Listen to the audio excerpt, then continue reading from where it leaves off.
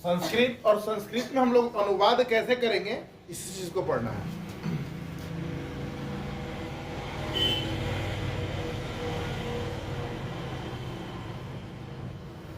ठीक है, तो जैसा कि हम लोग ट्रांसलेशन सब लोग बनाते हैं, तो ट्रांसलेशन में जिस तरह से हम लोग सब्जेक्ट का यूज करते हैं उसी तरह से संस्कृत में कर्ता होता है। इंग्लिश में हम लोग सब्जेक्ट बोलते हैं और हिंदी और संस्कृत में क्या बोलते हैं, कर्ता। ठीक है, तो ध्यान इस चीज का रखना है कि इंग्लिश में हम लोगों ने जो पढ़ा है, इंग्लिश में पढ़ा है कि नंबर, ठीक है, तो हम लोग उसको हिंदी में और संस्कृत में बोलते हैं वचन। क्या बोलते हैं, वचन। वचन। इंग्लिश में नंबर दो तरह के होता है, एक होता है सिंगुलर नंबर, तो इंग्लिश में जो है, इंग्लिश में नंबर कितने प्रकार के होते हैं, दो प्रकार के। एक होता है हमारा सिंगुलर नंबर और दूसरा होता है प्लूरल नंबर। ठीक है भाई, लेकिन संस्कृत में वचन जो होते हैं तीन प्रकार के होते हैं, एक वचन, द्विवचन, बहुवचन। ठीक है भाई, तो एक वचन इसका मतलब है कि किसी व्यक्ति या वस्तु का बोध होगा, लेकिन क्या संख्या में वो एक होना चाहिए। मतलब जब किसी एक व्यक्ति या वस्तु का बोध होगा तो उसको किस में शामिल करेंगे हम, एक वचन। किस में शामिल करेंगे, एक वचन। द्विवचन का मतलब हुआ कि जिसमें किसी दो व्यक्ति या वस्तु या किसी भी चीज का बोध होता है, लेकिन कितने का बोध होता है, दो का, तो उसको हम लोग क्या बोलेंगे, द्विवचन। ठीक है, और जब एक से दो से ज्यादा का बोध होगा तो उसको हम लोग क्या बोलेंगे, बहुवचन। क्लियर है, तो वचन कितना हो गया, तीन। कौन कौन, एक वचन, द्विवचन और बहुवचन। ठीक है भाई, उसके बाद आप लोग को इंग्लिश में मैंने पढ़ा था person, first person, second person, third person. First person का मतलब बोलने वाले को फर्स्ट पर्सन कहते हैं, सुनने वाले को सेकंड पर्सन कहते हैं, और फर्स्ट पर्सन तथा सेकंड पर्सन जिसके बारे में बात करते हैं उसको थर्ड पर्सन कहते हैं। ठीक है, उसको थर्ड पर्सन बोलते हैं। संस्कृत में भी वो जो होते हैं वहाँ पुरुष उसको बोला जाता है, पर्सन क्या बोलता है, पुरुष बोला जाता है। तो इसमें होता है उत्तम पुरुष, मध्यम पुरुष, अन्य पुरुष। ठीक है, अब यहां जो है उत्तम पुरुष किसको बोलेंगे, फर्स्ट पर्सन को, मध्यम पुरुष किसको बोलेंगे, सेकंड पर्सन को, अन्य पुरुष बोलेंगे थर्ड पर्सन। ठीक है, तो उसमें भी हम लोग को आना है, लेकिन अभी फिलहाल हम आप लोग का शुरुआत जो कर रहे हैं संस्कृत में, वो आपका शुरुआत कर रहे हैं हम अन्य पुरुष। किससे कर रहे हैं, अन्य पुरुष। अब आपने इंग्लिश में पढ़ा था लिंग। लिंग आपने कितना पढ़ा था, मैस्कुलिन जेंडर, जेंडर पढ़ा था इंग्लिश में, जेंडर जिसको हम लोग क्या होता है हिंदी में, लिंग। मैस्कुलिन जेंडर यानी कि मेल, फेमिनिन जेंडर मतलब फीमेल। तो मेल हम लोग पुरुष को बोलते हैं, पुलिंग हो गया। फीमेल जो होता है स्त्रीलिंग को बोलते हैं कॉमन जेंडर। ठीक है, तो इसमें कॉमन जेंडर नहीं है। न्यूट्रल जेंडर, न्यूट्रल जेंडर का मतलब नपुंसक लिंग, निर्जीव। ठीक है, तो हम लोग संस्कृत में क्या पढ़ना है, संस्कृत में पढ़ना है पुल्लिंग, स्त्रीलिंग और नपुंसक लिंग, तीन पढ़ना है। ठीक है,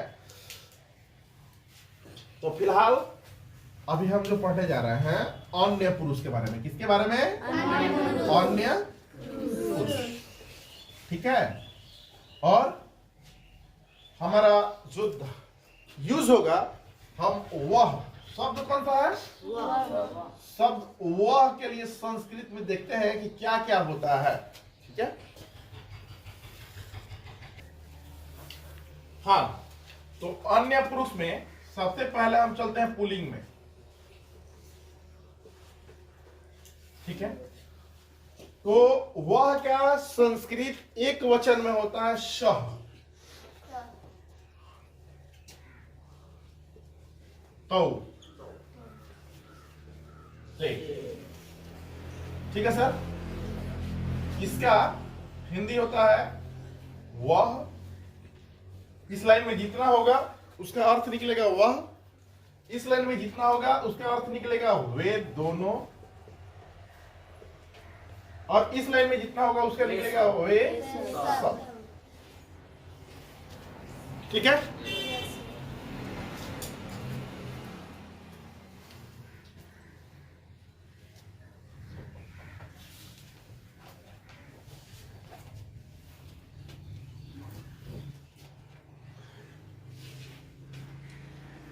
स्त्रीलिंग, ठीक है, यानी कि नारी जाति के लिए इसका यूज करना है। ठीक है। ऊपर ऊपर वाला जो था वो पुरुष जाति के लिए यूज करना है जहां पुरुष का बोध होगा। और संस्कृत में मैंने बताया आपको कि अगर मनुष्य तक सीमित रहेगा तो उसको हम लोग किस में लेंगे, लिंग में लेंगे, पुल्लिंग स्त्रीलिंग में लेंगे। लेकिन अगर किसी जानवर का नाम हो चाहे निर्जीव का नाम हो, सबका सब किस में चला जाएगा, नपुंसक लिंग में चला जाएगा। ठीक है। स्त्रीलिंग में क्या होगा, सा,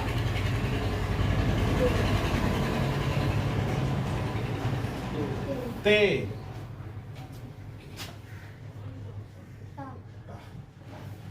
ये ना बताया गया है।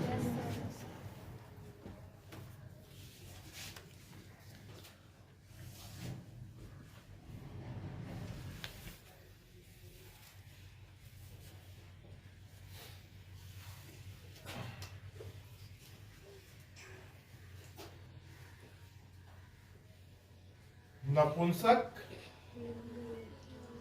लिंग, ठीक है।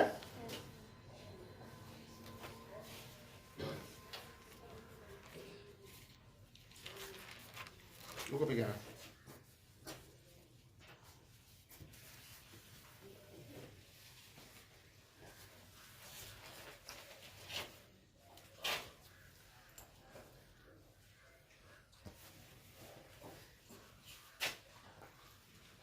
तत्, ते, तानी, ठीक है। ये नपुंसक लिंग के लिए लगेगा। अब इसके साथ क्या क्लोजर लगेगा। क्लोजर का मतलब इसके साथ हमेशा जो यूज होगा, जिसको आप लोग हेल्पिंग वर्ब, इंग्लिश में हेल्पिंग वर्ब बोलते हो ना, चलो हेल्पिंग वर्ब ही लिख देते हैं। हेल्पिंग वर्ब, अस्ति, स्तः। इसको स्वतः मत पढ़िएगा। कैसे पढ़ना है, स्तः। कैसे, जैसे कि गाड़ी पंचर हो रही है, आवाज कैसे निकलना चाहिए, हाँ, पहले गाड़ी को पंचर कर लेना है, तब तः, स्तः, हाँ, संति, ठीक है। तो इसमें एक चीज का ध्यान रखना है कि कर्ता जिस वचन में रहेगा उसका क्रिया भी उसी वचन में रहेगा। ठीक है। मतलब कि देखो, अगर हम स्व का यूज करते हैं एक वचन में, तो इसका भी यूज करना है एक वचन में। ऐसा ना कि इसको एक वचन के ले लिए, इसका द्विवचन के ले लिए, गलत हो जाएगा। ठीक है।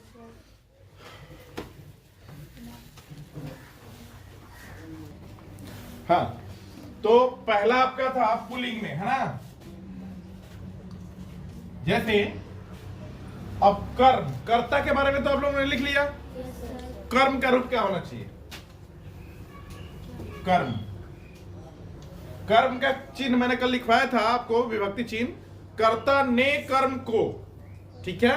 तो कर्म के लिए क्या कीजिएगा, जैसे मैं बालक को ही लेता हूं, तो रूप क्या होगा, बालक।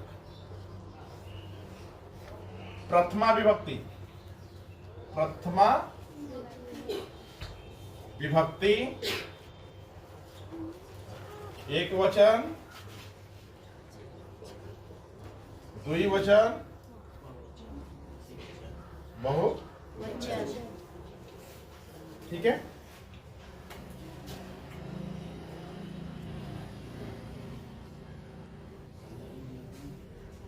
बालक, बालकः। ठीक है। लास्ट में क्या जुड़ा है? केवल विसर्ग। बालकौ, बालकौ,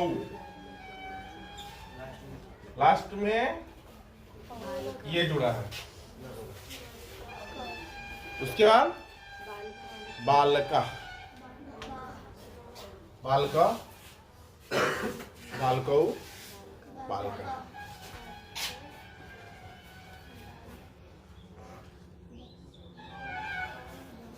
ऐसा ही है। ये क्या था? पुल्लिंग में था। अगर यही निर्जीव में हो, ठीक है, अगर हम इसकी बात, ये पुल्लिंग में था ना, स्त्रीलिंग में अगर लड़की गले, बालिका,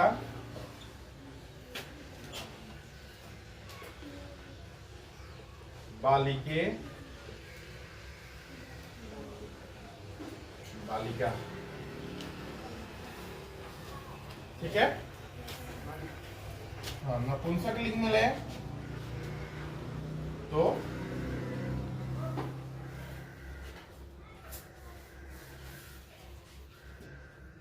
फलम, फल क्या लेते हैं? फलम। तो क्या जुड़ा इसमें? फले, फलानी।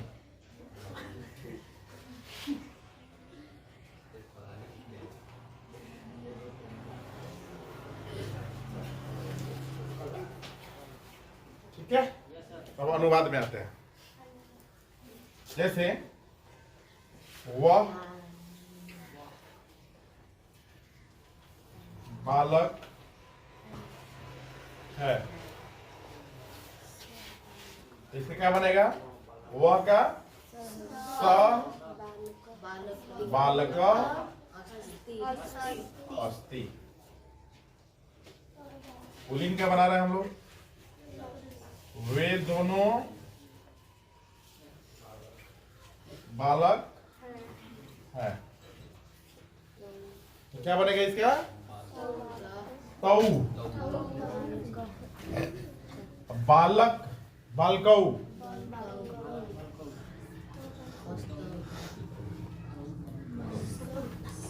अस्ति, स्तः लगा है ना? स्तः। इसमें देखो, पहले वाले में तुम लोगों ने देखा कि सब का सब एक ही वचन में है, ठीक है।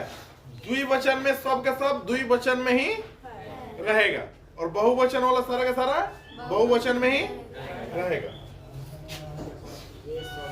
वे सब बालक है, ते बालका संति। समझ में आया? एकदम वचन का ध्यान रखना है कि एक वचन का होगा तो एक ही वचन का सारा रहेगा, द्विवचन का होगा तो द्विवचन का सारा रहेगा, बहुवचन का होगा तो बहुवचन का सारा रहेगा। ठीक है, नोट कीजिए।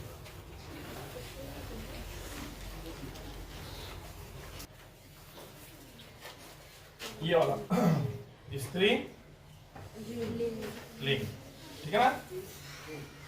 वह लता है,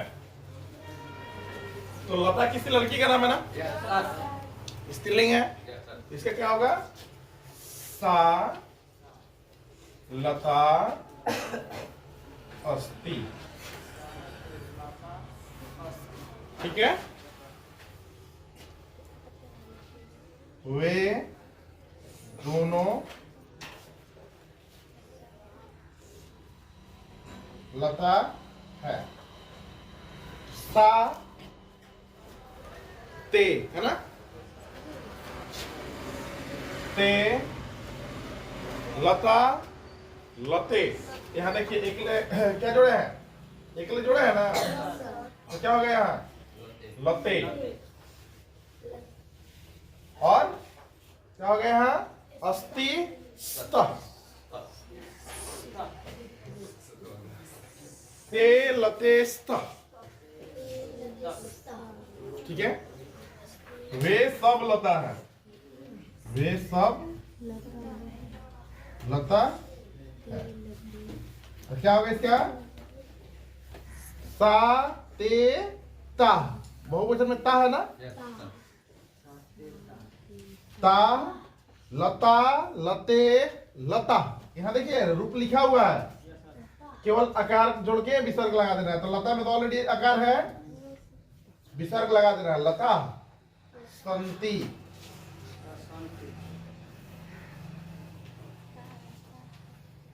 सा लता अस्ति, ते लते स्तः, ता लता सन्ति।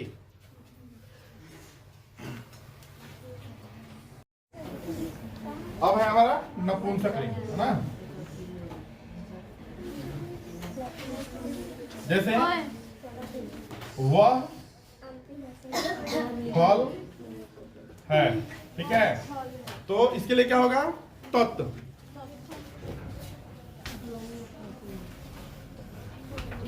फल का फलम,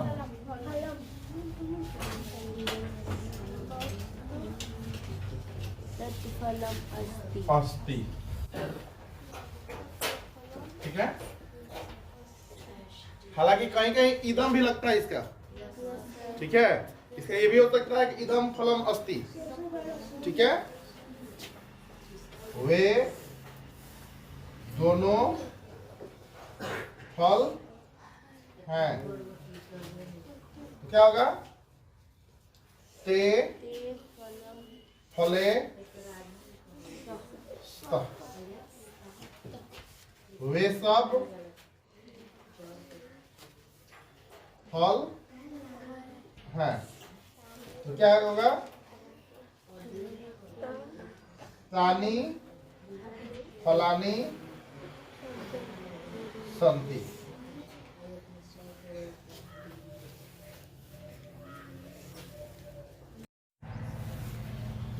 सबका इसमें चूंकि अर्थ क्या होगा? यह, ठीक है।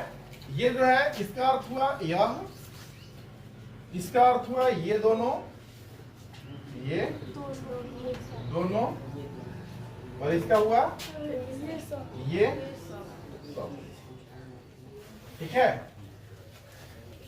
सर थोड़ा समझ लिया जाए, उसके बाद लिखा जाता है बेटा। तो इस लाइन में जितना है सबका अर्थ यह हुआ, इस लाइन में जितना है सबका अर्थ ये दोनों हुआ, इस लाइन में जितना है ये सब हुआ, ठीक है। और सबका देख रहे हैं कि दो दो संस्कृत है। इसमें अगर पुल्लिंग में है तो ऐसा भी यूज कर सकते हैं, अयम भी यूज कर सकते हैं, ये तो भी कर सकते हैं, इमो भी कर सकते हैं। और इसको पढ़ने के लिए कभी ये तो नहीं पढ़ेंगे, क्या पढ़ेंगे? ऊ लगाएंगे लास्ट में, ये तो इमो, हाँ ठीक है। तो क्या होगा? ऐसा एतौ एते, अयम इमौ इमे, ऐसा एते एता, इयम इमे इमा, एतत् एते एतानि, इदम इमे इमानि। तो ये जो है पुल्लिंग, स्त्रीलिंग और नपुंसकलिंग के हिसाब से खुद कैटेगराइज किया हुआ है। किसके साथ क्या लगाना है हेल्पिंग वर्ब वो भी दिया हुआ है, ठीक है। और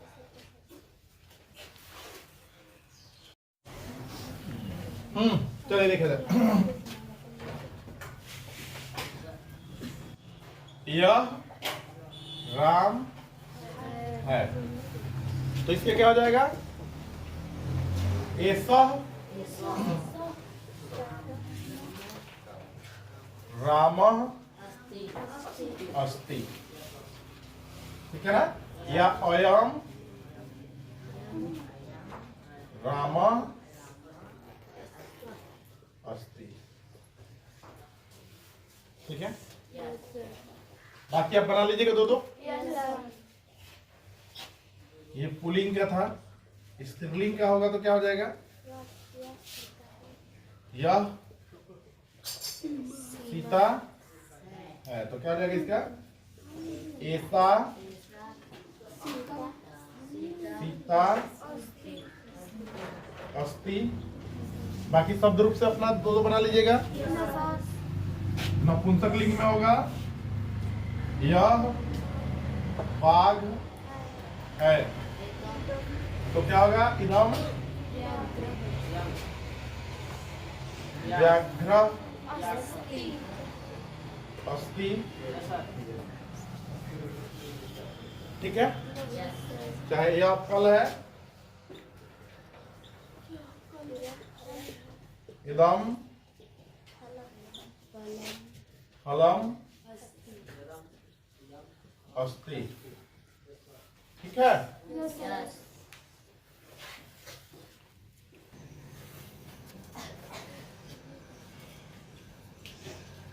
मध्यम पुरुष, एक वचन, द्विवचन और बहुवचन। ठीक है,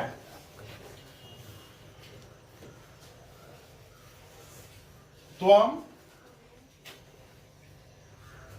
युवाम यूयम। इसको ऐसे भी कहीं लिखा हुआ मिलता है आप लोग को, त्वम युवाम यूयम। ठीक है सर, ऐसे भी लिखा हुआ मिलेगा। इसका हिंदी होता है तुम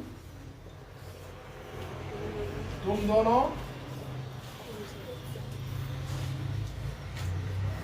तुम सब। ठीक है,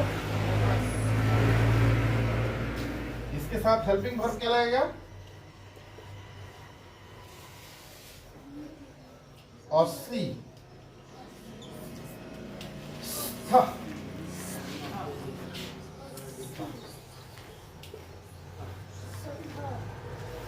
था नहीं पढ़ेंगे उसको।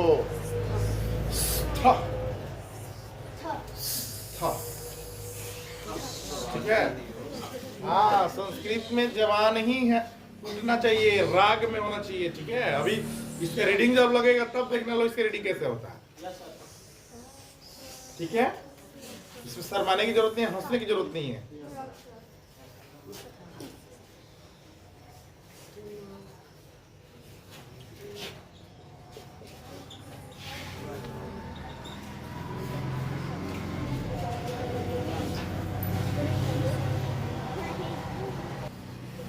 देखो, तुम छात्र हो, तो तुम का त्वम, त्वम नहीं, त्वम, त्वम। छात्र का छात्र,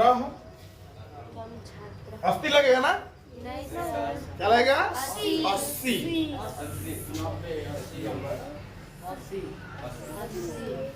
त्वम छात्र 80। तुम दोनों छात्र हो, तुम दोनों छात्र। तो क्या होगा? युवा छात्र छात्रौ। द्विवचन में छात्रौ होगा युवाम छात्रौ स्थ। तुम सब छात्र हो,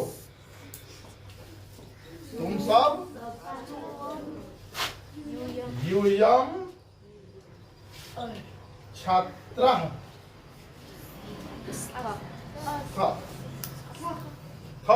था नहीं,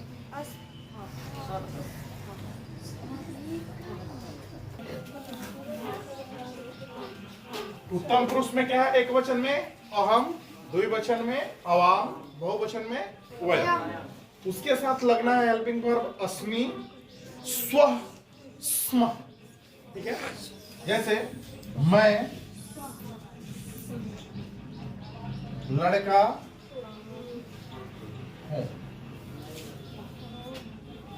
ठीक है, अहम बालकः अस्मि। ठीक है, हम दोनों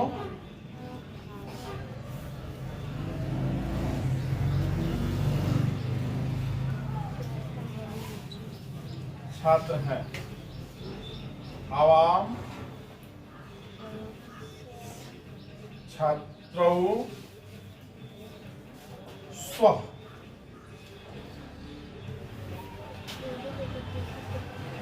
हम सब छात्र हैं।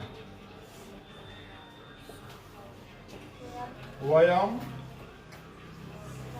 छात्राः स्मः। ऐसे इसका यूज है।